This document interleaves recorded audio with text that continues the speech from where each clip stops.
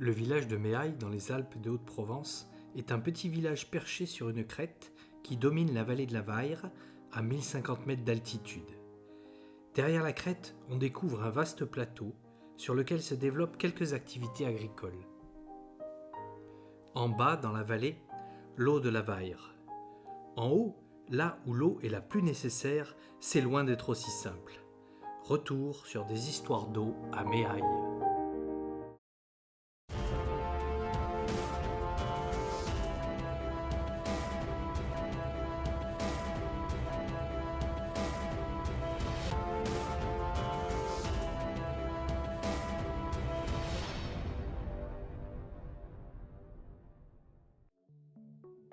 Initialement, le village de Méaille était alimenté par une petite source appelée source de la Combe. Mais après-guerre et jusque dans les années 1990, ce sont les sources du Cassé, situées vers 1320 mètres d'altitude, qui ont été progressivement captées pour alimenter en eau potable la population. En 2002, la population et les besoins en eau ont augmenté. Confrontée à des problèmes de qualité et de quantité d'eau avec les sources du Cassé, la commune a fait alors réaliser 3 forages dont un seul s'est révélé positif. C'est le forage du village de 151 mètres de profondeur. Aujourd'hui, la commune est toujours alimentée en eau par les sources du Cassé et le forage vient servir en complément lorsque le débit des sources est trop faible. Tout serait pour le mieux si ce système d'alimentation ne présentait pas plusieurs problèmes. Les sources du Cassé d'abord. Situées sur le flanc ouest de la tête du Ruche, à 1,7 km du village, elles sont captées par de multiples ouvrages de captage situés dans la forêt. L'eau circule à faible profondeur, dans des éboulis à gros blocs qui s'altèrent en sable. Et lors de fortes pluies, les eaux se chargent en sable et en terre, rendant l'eau trouble et impropre à la consommation. En été, après plusieurs mois sans pluie, le débit capté devient malheureusement insuffisant. Quant au forage du village, il présente également plusieurs inconvénients. Il a d'abord traversé des terrains imperméables, en gris, puis des terrains calcaires fracturés, en orange, avant de pénétrer dans des calcaires plus ou moins argileux. C'est dans ces terrains que le forage a recoupé un peu d'eau à partir de 80 mètres de profondeur. Pour la petite histoire, cette couche de calcaire en orange correspond en fait aux falaises de Méaille. Le problème, outre le fait que le débit n'est pas terrible, c'est que lors de fortes pluies, des eaux troubles et chargées de bactéries transitent dans les calcaires du dessus, ici en orange, et viennent polluer l'eau du dessous, dans les terrains en jaune. La faute à un équipement imparfait du forage qui n'a pas convenablement isolé les eaux profondes. Mais ce n'est pas tout. Les périmètres de protection, qui ont été définis pour protéger le forage, présente l'inconvénient de concerner d'innombrables parcelles agricoles. S'il fallait appliquer les règles de protection, cela rendrait extrêmement difficile de maintenir une activité agricole sur une grande partie du plateau de Méaille. Mais alors, que faire ? On se doit de distribuer de l'eau de bonne qualité tout en préservant les activités à Méaille. De l'eau, il y en a bien pour l'agriculture grâce au canal de la Vaire, géré par l'ASA des canaux de Méaille. Le canal, de plus de 6 km de long, prend les eaux de la Vaire, quelques mètres en aval des sources du même nom. Et un projet prévoit justement une modernisation du canal. Serait-il possible de prendre une partie de l'eau de ce canal pour l'eau potable ? Hélas, ce n'est pas si simple. Il faudrait tirer une coûteuse canalisation uniquement pour l'eau potable sur plus de 6 km. Et là aussi, se posent des problèmes de débit trop faibles en fin d'été, où eau potable et eau agricole viendraient inévitablement se faire concurrence. Décidément, les histoires d'eau à Méaille continuent. Bien évidemment, en mairie, on ne souhaite pas baisser les bras. En concertation avec les services de l'État et du département, il est décidé de mener une étude hydrogéologique afin d'identifier une nouvelle ressource en eau. Celle-ci devra être suffisamment abondante pour les besoins de Méaille, de bonne qualité et dans un secteur où la protection des eaux ne viendrait pas en concurrence avec l'agriculture.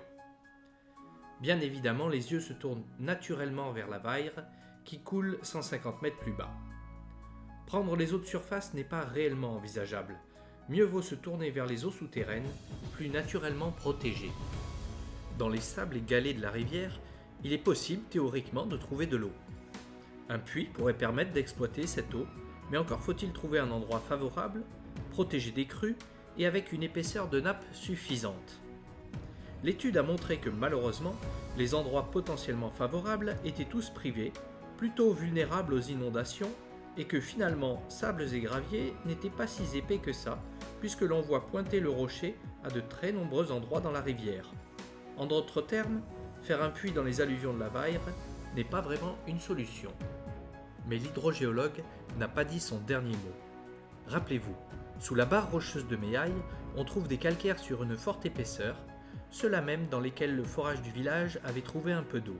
En se plaçant plus bas encore, un forage profond aurait des chances de recouper de l'eau accumulée dans les fractures de la roche, ici figurée en vert. C'est finalement sous les lacets de la route, dans un endroit insoupçonné, qu'un site favorable a été identifié. Pour y accéder, il faudra construire une courte piste depuis la route existante.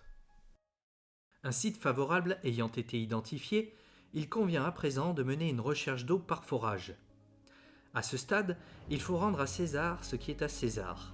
Toutes ces opérations se sont déroulées sous la mandature de Madame Ponce-Bertena, assistée par son équipe municipale, parmi lesquelles il faut citer Jean-José González, Guy Effray et plus récemment Cédric Honorat, Karine Masse et Yvan Lothar.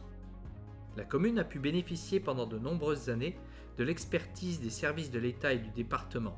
Et il faut remercier M. Guigou de l'Agence régionale de santé, grand connaisseur des Basses-Alpes, mais aussi M. Pascal du département, qui a apporté son aide technique pour que ces études puissent voir le jour.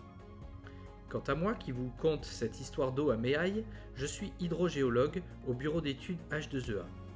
Un hydrogéologue, c'est un peu le spécialiste des eaux souterraines. Et pour être complet, notons que la commune a bénéficié de subventions par l'Agence de l'eau, l'État et le département des Alpes et de Haute-Provence. Après avoir procédé à une mise en concurrence, c'est finalement en juin 2020 que la recherche d'eau débutera avec l'entreprise Forasud. Pour pénétrer dans la roche, la machine de forage utilise un marteau fond de trou au bout de tiges métalliques qui tape et tourne à la fois, un peu comme une perceuse à rotopercussion. Les éléments de roche éclatés, appelés cuttings, sont remontés en surface grâce à des leurres comprimées injectées en bout de tige. C'est grâce à l'examen de ces cuttings que l'hydrogéologue vérifie que l'on se situe bien dans le bon type de terrain, ici des calcaires. Cela fait maintenant plus d'un jour que la foreuse est en place. On est à moins 15 mètres, soit plus de 10 mètres sous le niveau de la Vayre, et aucune venue d'eau n'a été constatée. Mais l'espoir se lève quand à moins 20 mètres, on commence à voir un peu d'eau remonter par le trou du forage. À moins 20 mètres, les débits sont faibles, mais plus on recoupe de fissures dans la roche en approfondissant le forage, plus on trouve d'eau, comme nous l'indique Polo, le foreur. Les 47 secondes que j'ai vu jouer, il n'y avait même pas un mètre cube. Ouais. On va mettre. À 40 mètres, 2 mètres cubes, 14 secondes. 60 mètres, 5 mètres cubes. Ouais. 5 mètres cubeurs à 60 mètres. On s'approche de l'objectif qui est de 7 mètres cubeurs minimum. Mais à partir de 80 mètres, le forage recoupe des fissures plus importantes et le débit double. À 96 mètres, une très grosse fissure fait exploser le débit qui passe alors de 12 mètres cubeurs à plus de 50 mètres cubeurs. Il y a tellement d'eau qu'il est difficile de tout mesurer.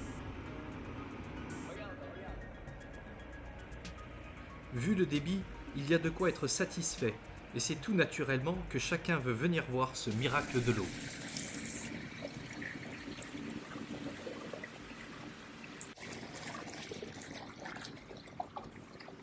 Ce jour-là, les eaux claires du nouveau forage viennent se mêler aux eaux de la rivière. C'est un peu comme si on devait compter un nouvel affluent à la Vayre. Pendant ce temps au forage, il est temps d'effectuer un contrôle qualité des plus scientifiques et des plus rigoureux. À la vôtre, hein.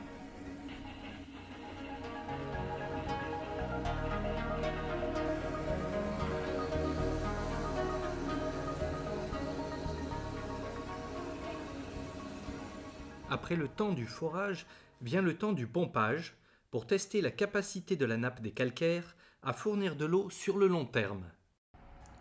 Une pompe puissante est acheminée sur place pour tester le forage à son maximum. D'environ 3 mètres de hauteur, la pompe passe tout juste dans le tubage acier 168 mm du forage.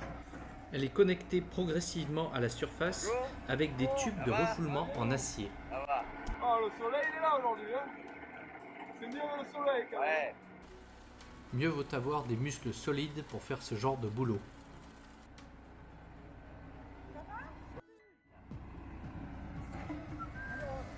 Le dispositif de pompage est désormais en place et a démarré. Les élus et M. Pascal du SATEP 04 sont là pour contrôler les essais. Un compteur permet de vérifier le débit. Les eaux sont renvoyées plus à l'aval par des manches souples. L'eau du forage étant parfaitement claire, elle est rejetée directement à la vaille. Sans faiblir un instant, le forage a débité 50 m3 pendant 32 heures. De quoi alimenter plus de 5000 personnes par jour. Si la quantité d'eau est au rendez-vous, il faut également que la qualité des eaux soit bonne. C'est pourquoi, en fin d'essai, le laboratoire est venu effectuer des prélèvements d'eau pour analyse. Après un contrôle de la température et du pH, le robinet est désinfecté à la flamme pour permettre un échantillonnage en conditions stériles. Le but est de savoir si la qualité bactériologique des eaux brutes est bonne ou pas. Mais on recherche également toutes sortes de polluants, comme des hydrocarbures ou des pesticides. Il ne serait pas question de distribuer de l'eau de mauvaise qualité. Enfin, il ne faut pas loin de 150 litres d'eau pour rechercher le Cryptosporidium, ce parasite unicellulaire qui a fait tant parler de lui début 2020 à Grasse, dans les Alpes-Maritimes. Tous ces échantillons sont chargés dans la camionnette et c'est en espérant des bonnes analyses que l'on voit s'éloigner le véhicule du laboratoire. Mais récapitulons. Le forage a été creusé dans des calcaires très épais situés sous la barre rocheuse de Méailles, figurée ici en vert sur la coupe géologique schématique. La coupe détaillée du forage a montré que l'on avait rencontré de l'eau uniquement dans les calcaires à partir de 20 mètres seulement, bien en dessous du niveau de la Vaire. Les essais de pompage menés pendant plus de 32 heures ont montré que les eaux étaient chimiquement stables et aucune influence directe de la rivière n'a été détectée. Ce sont donc bien des eaux souterraines profondes et distinctes de la rivière que le forage sollicitera. Et tant qu'il y aura des pluies, le réservoir souterrain pourra se recharger chaque année. Ce n'est qu'après 3 semaines que les résultats d'analyse sont enfin tombés. 24 pages d'analyse pour dire que les eaux étaient de parfaite qualité, sans bactéries pathogènes et sans polluants. Le forage du Lacet, baptisé ainsi en raison de sa proximité avec les lacets de la route, semble donc promis à un bel avenir, sécurisant l'alimentation en eau potable de Méailles pour les 50 ans à venir. Bien évidemment, il faudra encore quelques temps pour pouvoir refouler l'eau du forage jusqu'à Méailles, située 150 mètres plus haut. Mais voilà qui vient clore un nouvel épisode de la saga de l'eau à Méailles, chaque génération venant apporter sa pierre à l'édifice. Cela nous rappelle humblement que l'eau est un bien collectif précieux et que l'eau potable l'est encore davantage.